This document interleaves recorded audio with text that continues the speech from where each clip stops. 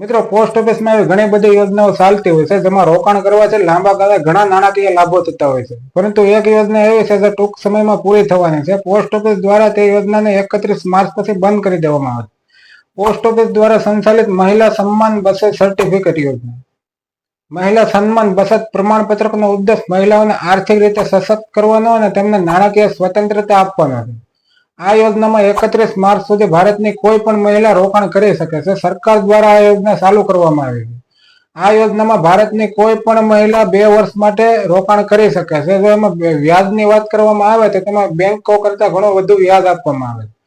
આ યોજનામાં 7.5% વાર્ષિક વ્યાજ આપવામાં આવશે, જે બેંકોની 2% એફડી કરતા પણ વધારે છે.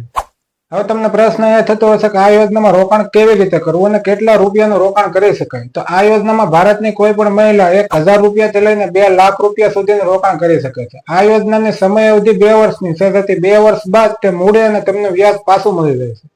જોકે કોઈને વચ્ચેથી રૂપિયા ઉપાડવા છે તો 1 વર્ષ બાદ 40% રકમ ઉપાડી શકાય છે. આ યોજનાની શરતોની વાત કરવામાં આવે તો ગંભીર બીમારી અથવા તો મૃત્યુ જેવી પરિસ્થિતિમાં સમય પહેલા પણ ખાતું બંધ કરી શકાય છે. જો ખાતા ધારક 6 મહિનામાં ખાતું બંધ કરે છે તો વ્યાજ દરમાં થોડો ઘટાડો આવે છે. મિત્રો, આ માહિતી તમારા મિત્રને શેર કરો, જેથી કરીને તેમની પાસે વધારે પડતા પૈસા હોય તો આ યોજનાનો લાભ લે. મિત્રો, આવી જ માહિતી માટે મારા પેજને ફોલો કરો, વિડીયો લાઇક કરો અને શેર કરો.